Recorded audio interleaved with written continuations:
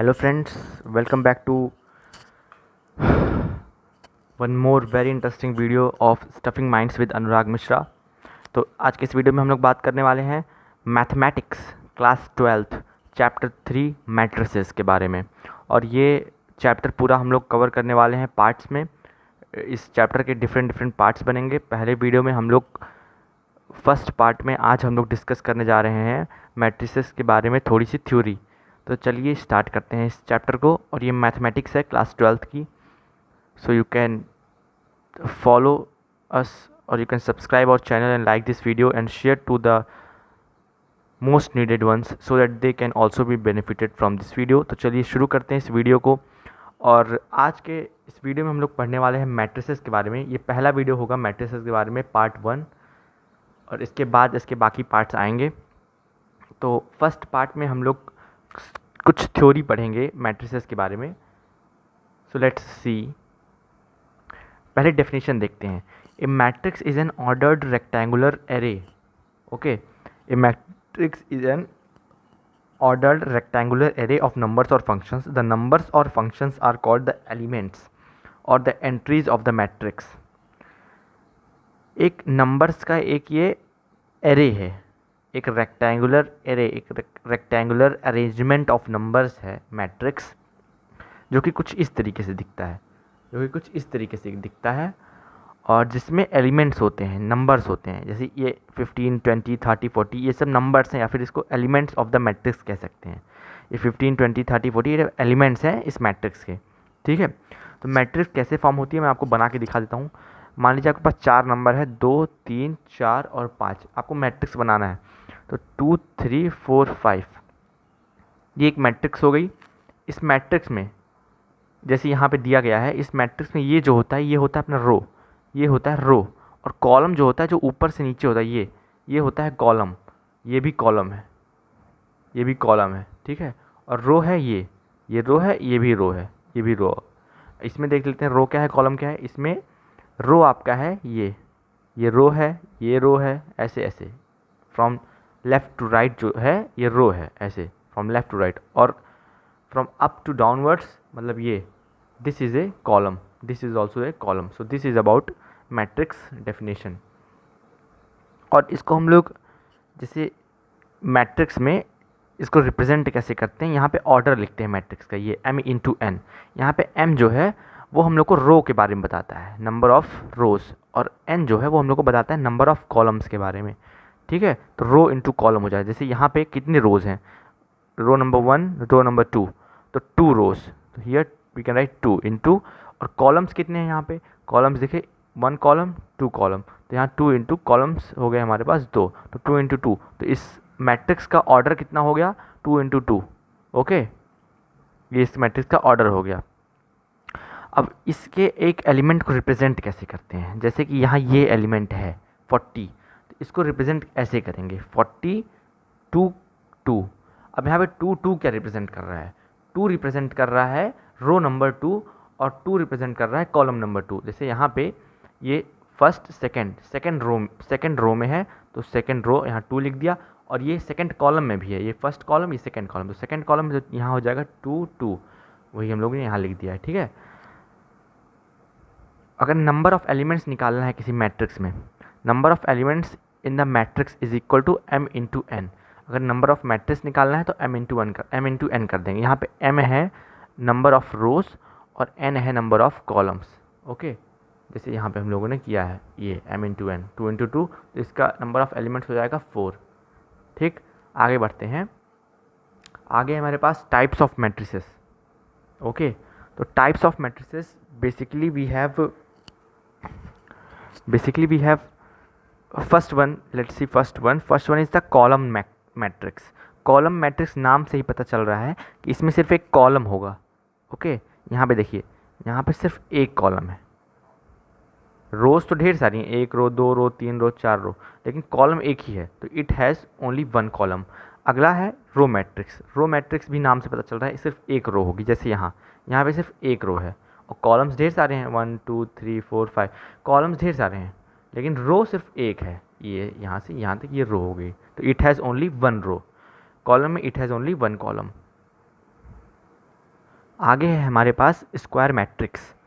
अब square matrix क्या होता है? स्क्वायर मैट्रिक्स जिसमें number of rows is equal to number of columns हो। जैसे ये एग्जांपल दिया गया है, यहाँ पे नंबर ऑफ रोज जो है, नंबर ऑफ रोज देखिए कितने हैं, first row, second row, third row, 3 row है, 3 रो, तो यहाँ हम लोग ने लिख दिया। और अब कॉलम देखिए कितने हैं, कॉलम भी यहाँ पे 3 हैं, 1 2 3, तो 3 रोज और 3 कॉलम, तो 3 इंटू 3 लिख सकते हैं हम लोग।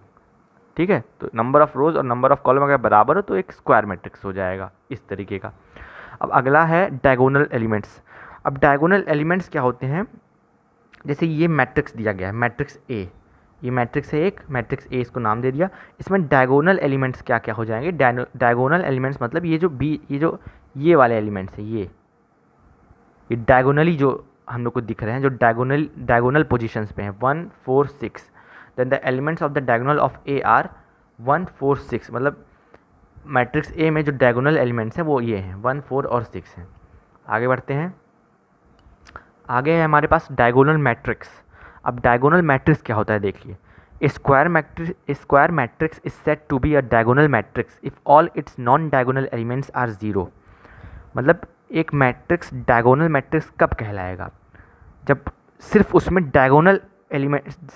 डायगोनल पोजीशंस पे ही एलिमेंट्स प्रेजेंट हो। जैसे कि यहाँ देखिए, ये डायगोनल पोजीशन हो गया, अभी हम लोगों ने यहाँ देखा था ऊपर, तो ये डायगोनल पोजीशन हो गया, यहीं पे सिर्फ एलिमेंट्स प्रेजेंट हैं, बाकी सब जीरो है। जैसे इसमें देख लीजिए, ये 3 इंटू 3 टाइप का मैट्रिक्स, स्क्वायर मैट्रिक्स है, ये भी स्क्वायर मैट्रिक्स है, ये 2 इंटू 2 टाइप का है, और ये 3 इंटू 3 टाइप का है। इसमें सिर्फ डायगोनल एलिमेंट्स ही प्रेजेंट हैं, डायगोनल पोजीशंस पे, ये -1.1 2 3 और बाकी सब जीरो, इसको कहते हैं डायगोनल मैट्रिक्स। अगला है हमारे पास स्केलर मैट्रिक्स। अब स्केलर मैट्रिक्स क्या होता है?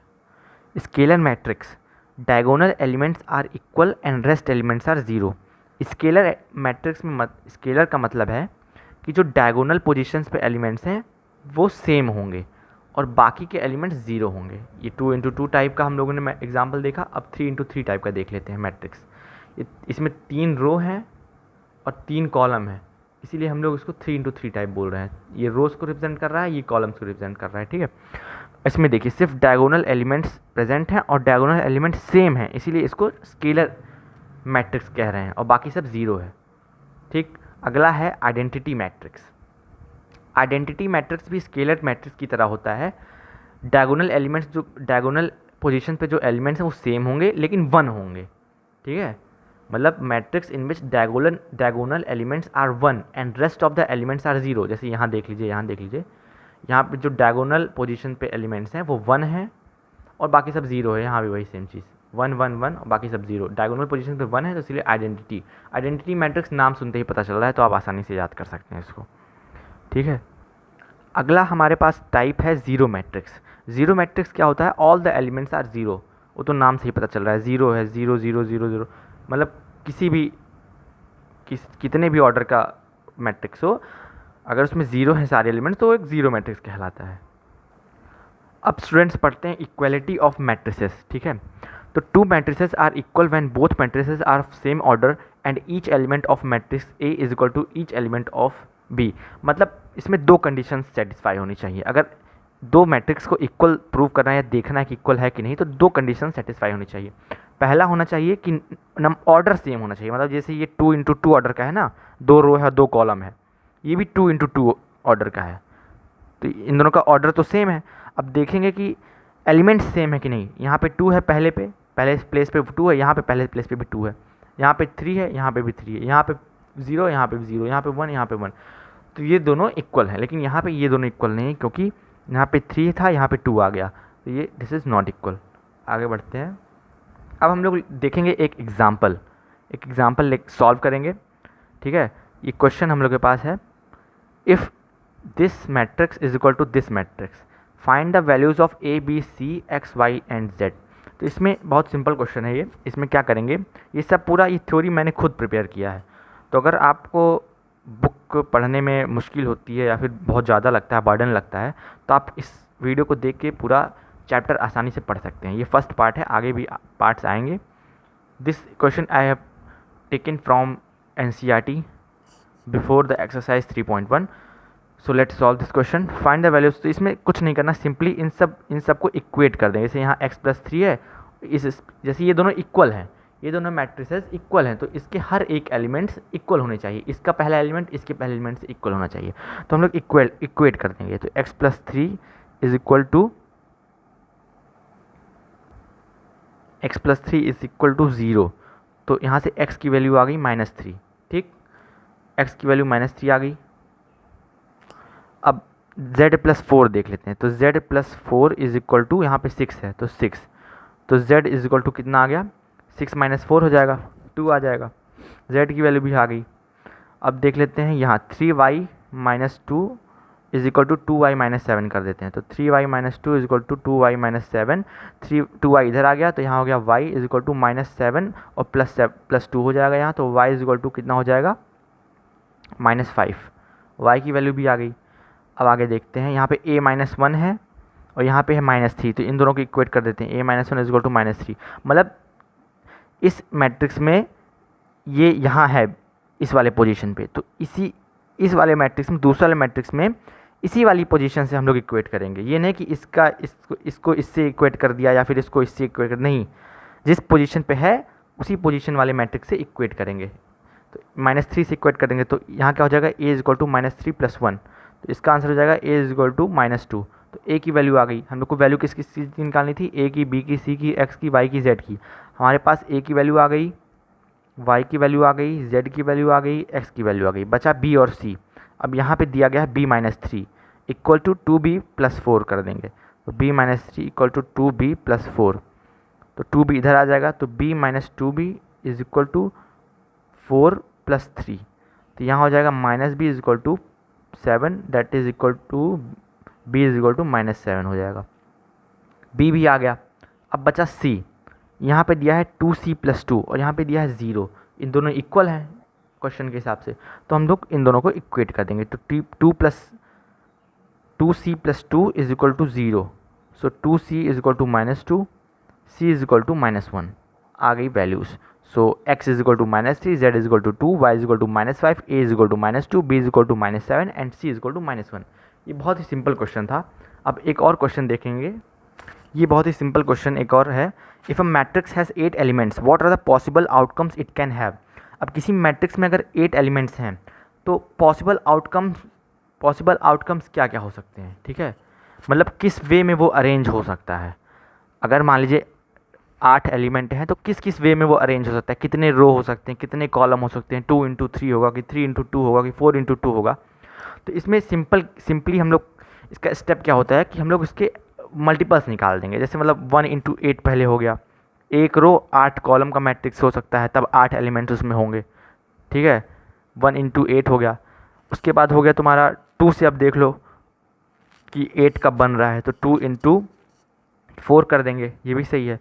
अब 3 से देख लेते हैं, 3 से तो बनेगा नहीं 8, 4 से हो जाएगा 4 × 2 अब, और 8 × 1, ये देख लीजिए आप। सो these all are the possible outcomes which the matrix can have in which 8 elements are present, ठीक है। मतलब सिंपली हम लोग को क्या करना है कि जैसे हम लोग एलिमेंट्स जब होते हैं तो नंबर ऑफ़ एलिमेंट्स कैसे निकालते हैं, m × n करते हैं ना, यहाँ पे ये होता है रो, ये होता है कॉलम, तो रो कॉलम जब 8 एलिमेंट्स हैं उस मैट्रिक्स में तो कितने भी रो और कॉलम नहीं प्रेजेंट हो सकते, हम लोग को सेटिस्फाई करना है इसको, दिस इंटू दिस बराबर 8 ही आना चाहिए, क्योंकि m × n बराबर नंबर ऑफ़ एलिमेंट्स होता है और हम लोग को दे दिया गया कि 8 एलिमेंट्स हैं। अब m × n क्या क्या हो सकते हैं, पॉसिबल आउटकम्स कितने हो सकते हैं, तो ये हो जाएंगे ये m × n, ये बेसिकली हम लोग m × n ही लिख रहे हैं। इतने पॉसिबल वेज में हम लोग मैट्रिक्स बना सकते हैं 8 एलिमेंट्स की। अब अगला क्वेश्चन, एक और लास्ट क्वेश्चन देख लेते हैं, उसके बाद इस वीडियो को एंड करेंगे, बहुत ज़्यादा लंबा वीडियो नहीं करेंगे। ये एक क्वेश्चन और है, अब construct a 3 × 2 matrix whose elements are given by aij is equal to half mod i - 3j। तो ये देखने में तो आप लोग को कठिन लगेगा, लेकिन इसमें कुछ नहीं है, बहुत ईजी है, जो पहली बार सॉल्व कर रहे हैं उनको हार्ड लगेगा, लेकिन बहुत ज़्यादा ईजी है ये, मतलब एक बार अगर समझ गए तो फिर कुछ करना ही नहीं है, आसान लगने लगेगा। देखिए देखने में खाली कठिन लगता है, ये सॉल्व करने में है नहीं। अब 3 × 2 मैट्रिक्स बोल रहा है, ठीक है, तो आप एक ऐसे ही बना लीजिए, ऐसे ही 3 × 2 का 3 रोज़ हैं और 2 कॉलम्स हैं, तो A B C D E F 3 रोज़ और 2 कॉलम्स है ना 3 × 2 का। अब यहाँ पे आई जे दिया गया है, आई जे उसका पोजीशन बताता है एक एक एलिमेंट का। A I J is the element of this matrix, और आई जे इस एक एक एलिमेंट का पोजीशन बताता है। जैसे ए है यहाँ पे, तो एक फर्स्ट रो में फर्स्ट कॉलम प्लेस पे, तो यहाँ 1 1 लिख देंगे, तो ये आई हो गया हम लोग का, और ये हो गया हम लोग का J. First row first column, first row first column, यहाँ पे हो जाएगा फर्स्ट रो सेकंड कॉलम, यहाँ पे हो जाएगा सेकंड रो फर्स्ट कॉलम, यहाँ पे हो जाएगा थर्ड रो फर्स्ट कॉलम, यहाँ पे हो जाएगा सेकंड रो सेकंड कॉलम, यहाँ पे हो जाएगा थर्ड रो सेकंड कॉलम। ठीक है, तो ये हम लोग के पास नंबर्स आ गए। अब एलिमेंट्स बड़े आराम से निकल आएंगे, बस इन वैल्यूज़ को 1 1 1 2 2 1 2 3 इसको इसमें पुट करना है बस। उसके बाद आपको एक एक एलिमेंट मिलता रहेगा, आपको इस प्लेस पे रिप्लेस कर देना है। जैसे 1 1 पहले हम लोग इसमें पुट करेंगे आई और जे की जगह, तो जो वैल्यू आएगी उसको हम लोग उठा के ए 1 1 की जगह रिप्लेस कर देंगे। जैसे अभी हम लोग ए का पोजीशन क्या है 1 1, तो A 1 1 is equal to half 1 minus 3 into 1, तो ये हो जाएगा हाफ, ये हो जाएगा आपका 1 माइनस 2 माइनस 2, लेकिन ये मॉड में है तो माइनस हट जाएगा तो 2 हो जाएगा, तो डेट इज इक्वल टू 1। तो पहला हम लोग को एलिमेंट मिल गया 1, ए 1 1 इज इक्वल टू 1। ठीक है, ऐसे हम लोग बना लेंगे। अब बी 1 2 का देखते हैं क्या आएगा, तो बी 1 2 पे 1 2 यहाँ पे रिप्लेस कर देंगे आई और जे की जगह, तो हाफ मॉड 1 माइनस 3 इंटू 2। ठीक है, तो 3 टू 6 माइनस 5 5/2 हो जाएगा यहाँ पे। अब C31 का भी ऐसे लिख लेते हैं, ऐसे हम लोग धीरे धीरे, तो अब ऐसे कर करके सबको सॉल्व कर लेंगे, जैसे यहाँ पे मैंने दिखाया वैसे इन तीनों को भी सॉल्व कर लेंगे, और हमारे पास मैट्रिक्स मिल जाएगी ये 1 5/2 1/2 2 0 3/2, ये हमारे पास मैट्रिक्स हो जाएगी। तो अब इसका अगला पार्ट 2 में हम लोग करने वाले हैं एक्सरसाइज 3.1 पूरी कंप्लीट, और इसीलिए आप लोग चैनल को सब्सक्राइब कर लीजिए, वीडियो को लाइक कर लीजिए, शेयर कर लीजिए। मिलते हैं नेक्स्ट वीडियो में, टिल देन बाय बाय।